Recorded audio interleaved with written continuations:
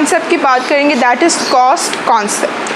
According to this concept हम business में जब भी कोई एसेट को परचेज़ करेंगे तो हम उसको उसकी कॉस्ट प्राइस पे रिकॉर्ड करेंगे। इसका क्या मतलब है, एग्जांपल ले लेते हैं। बिज़नेस में फॉर एग्जांपल एक बिल्डिंग ख़रीदी जिसकी वर्थ थी ₹10 लाख। नाउ आपने बिज़नेस में ख़रीदी, आपने ख़रीद के आपने लिख लिया कि जी बिज़नेस में एक 10 लाख की जो है वो बिल्डिंग आई है और कैश से जो 10 लाख है वो गया है।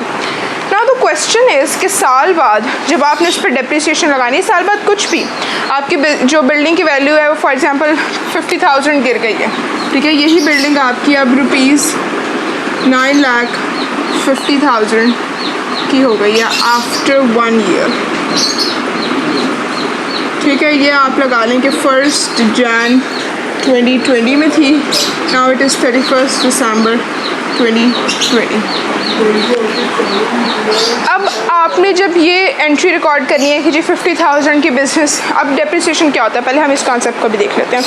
डेप्रिसिएशन होता है कि एक एसेट में, बिज़नेस में जो एसेट्स होते हैं उनको यूज़ करने से, मुसलसल यूज़ करने से उनकी वैल्यू में कुछ कमी आ जाती है।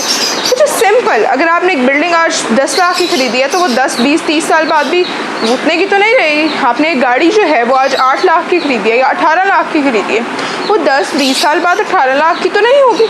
इससे भी सिंपल एग्जांपल है, जब आप एक मोबाइल फ़ोन ख़रीदते हैं, आपने आज ख़रीदा है, साल बाद, 2 साल बाद वो मोबाइल फ़ोन अगर 50,000 का था तो वो 50,000 का तो नहीं रहना, उसकी वैल्यू कम हो जाती है।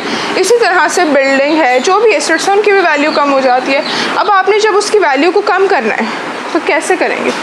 क्या हम वापस से जो है वो इस एंट्री को ढूंढेंगे अपनी किताब में, जहाँ पे हमने अपने जो एक रजिस्टर में हम कर रहे होंगे, हम वो ढूंढेंगे कि कौन सी सफ़े पे किया था और उसमें उसको पहले मिटाएंगे और फिर उसको 9,50,000 कर देंगे। या फिर अगर आपने जो है वो सॉफ्टवेयर पे किया है तो आप सॉफ्टवेयर में ढूंढेंगे जी ये एंट्री कहाँ पे की थी साल पहले की, आप ढूंढने बैठ जाएंगे और करेंगे। That is not possible. तो फिर हम क्या करेंगे? फिर हम बिज़नेस में जब रिकॉर्डिंग करते हैं तो कॉस्ट प्राइस को कभी भी चेंज नहीं करते हैं।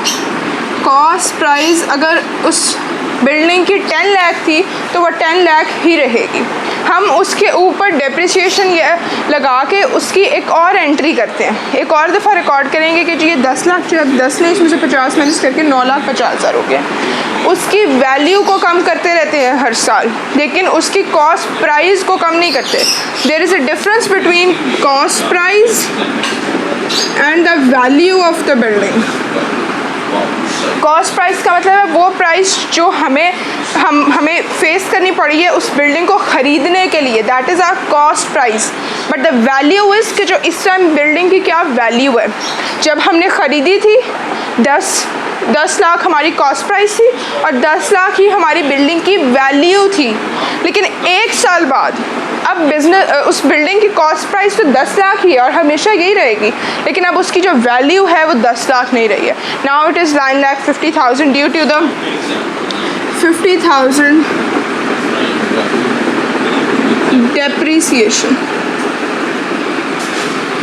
I hope it's clear the difference between the cost price and value. Cost price जो है वो हमेशा सेम रहती है एक दफ़ा पे करने के बाद, और वैल्यू जो है ये चेंज होती रहती है, ठीक है। अब सवाल ये था कि क्या हम इसको जाकर चेंज करेंगे? That's not possible. आप कोक में काम करें जहाँ पे 1 साल में लाख से भी ज़्यादा ट्रांजैक्शंस होनी है, लाख से भी ज़्यादा। आप अगर फॉर एग्जांपल अभी पेज नंबर आपने इसको कोई 1000 पेज नंबर पे ये वाली ट्रांजैक्शन की होगी तो 1 साल बाद तक तो हो सकता है आप कोई 1 लाख कोई 300 वाले पेज नंबर पे हो, तो आप इस पेज नंबर से ये वाला पेज नंबर कैसे ढूंढेंगे? Like it's not even possible. आप पुराना इतना जाके जो है वो ये वाली एंट्री निकालें और फिर आप उसको चेंज करें और फिर मिटाना और करना, that's not accounting and that's not possible. अगर आप रजिस्टर में कर रहे हो तो आप कैसे इसको मिटाओगे? क्या काट के लिखोगे अब ये बिल्डिंग इतने की रह गई है? ठीक है, इट इज़ नॉट पॉसिबल। तो कॉस्ट कॉन्सेप्ट ये कहता है कि जब भी हम बिज़नेस में कोई भी एसेट परचेज़ करते हैं तो हम हमेशा उसको उसकी कॉस्ट प्राइस पे लिखते हैं, ठीक है। उसकी मार्केट वैल्यू पे या उसकी वैल्यू पे नहीं लिखते हैं। उसकी वैल्यू को आहिस्ता आहिस्ता हम साल 2 साल बाद डेप्रिशिएट करके कम ज़्यादा कर लेते हैं, लेकिन कॉस्ट प्राइस सेम रहती है।